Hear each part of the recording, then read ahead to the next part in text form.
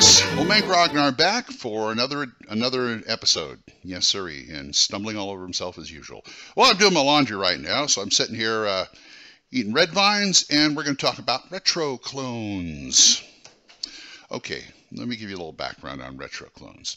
This had its inception. They didn't come out for a while, but first of all, when Dungeons & Dragons 3rd Edition came out, they came out with a license called the OGL, Open Gaming License, which means they could take the D&D system within certain limitations and produce material for it. This is mainly for third-party vendors and publishers to make more supplements and more support for the game.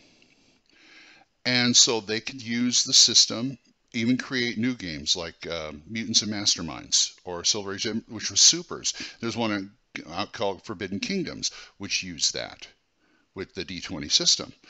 There are certain things you couldn't use, but the mechanics, are there. Well, when 4th edition came out, a lot of us said, hell no, we won't go, and started going backwards to the old games.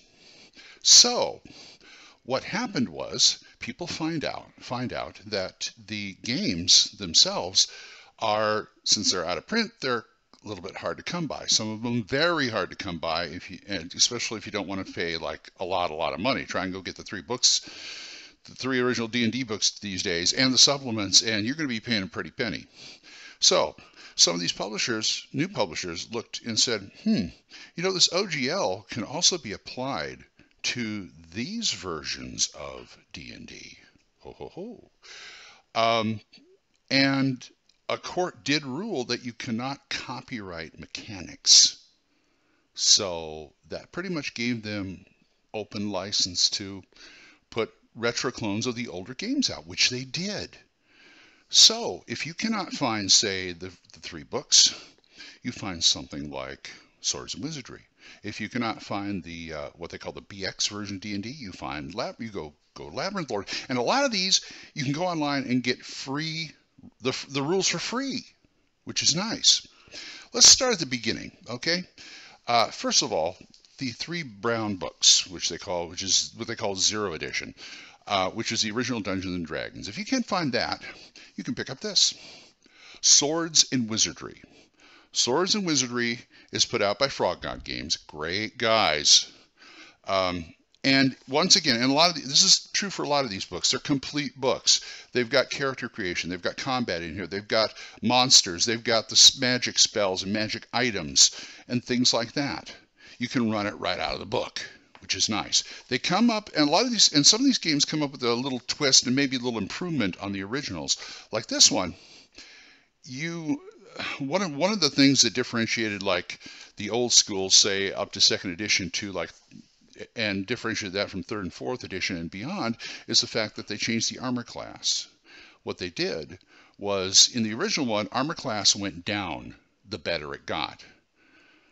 By 3rd edition and beyond, it was armor class goes up, ascending.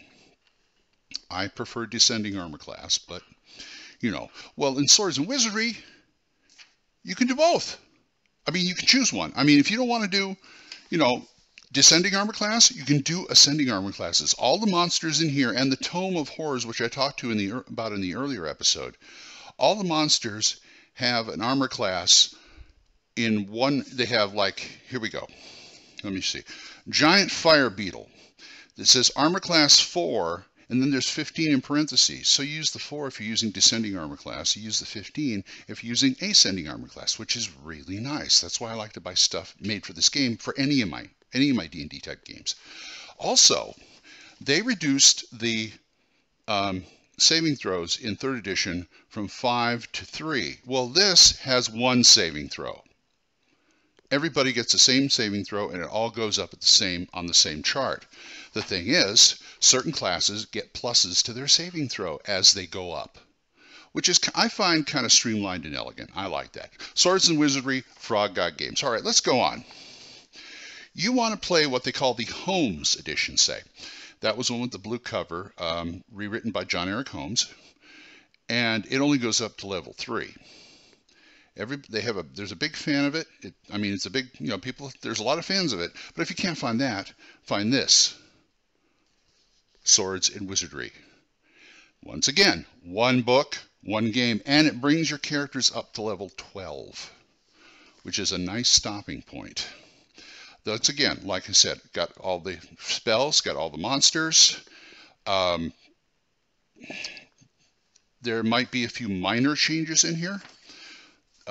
This was done by Wild Games Productions, which, full disclosure, I am one of Wild Games Productions. And another full disclosure, aside from the cover, I did all the artwork. So, Mazes and Perils, and this one is absolutely free. Go on Drive-Thru or Drive-Thru RPG or RPG Now, and this one is absolutely free. There's no paid version of it, so go get it. Okay, we go on. You want to do the one they call BX, the Moldvay Cook Marsh version, which came out in 2 books, Basic and Expert, and that was it. This was before the Metzer version. Okay, you can't find that. What you get is Labyrinth Lord, which is by Goblinoid Games, another great group of guys. They did a very good job in translating that version of D&D into something, something people still can use. And it's, once again, it's all one book, and there's a free version out there. Most of these versions come with no art in them, but you can get the rules. Now, they also did them one better by coming out with 2 other supplements, one of which I have.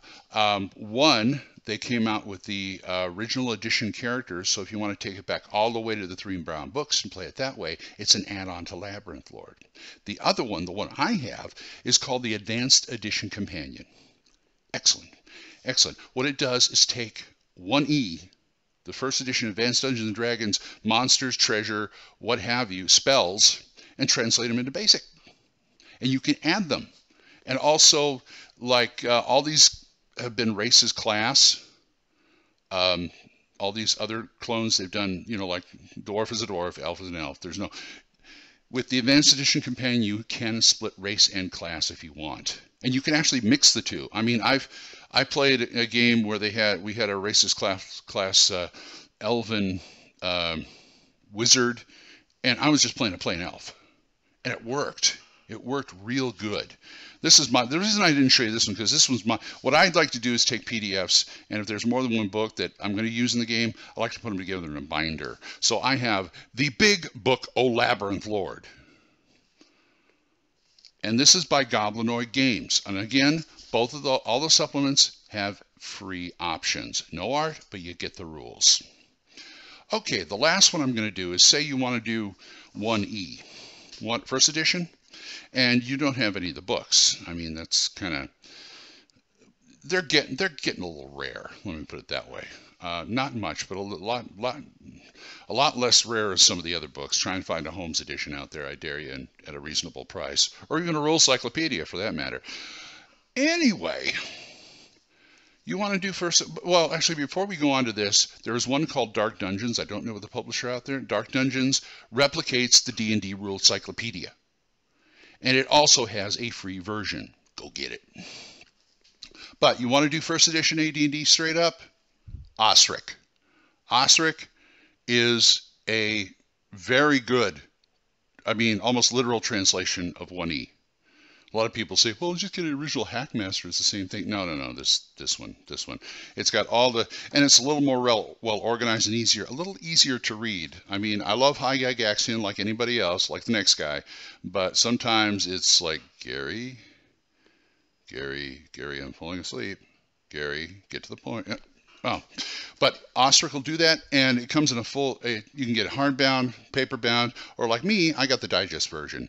I am constantly telling publishers, do digest versions of your games. I love them. I'd love to get a rules cyclopedia that's this size. It would really be nice. Easier to carry, too. And that's pretty much it. I know there's a few more out there, but that's all I can drum up right now. One more thing I want to push. Another game that Goblinoid Games has out is called Mutant Future. Say you like Gamma World. Who doesn't? In their various editions. Hard to find Gamma World 2 because it's out of print. But Goblinoid Games took the BX rules because they didn't have the rights for the Gamma World rules because that was a separate thing. And they put it into post-apocalyptic. And it's even easier to run than Gamma World, I think. I'm running a Mutant Future game right now, and we're having a ball, and it's really easy to do. So, there are some retro clones for you to chew on. I may talk about some more things in the future. And don't worry, I'll get to a little more meaty stuff next time. This just isn't a plugola show. But anyway, you guys, take care, and I'll see you next time.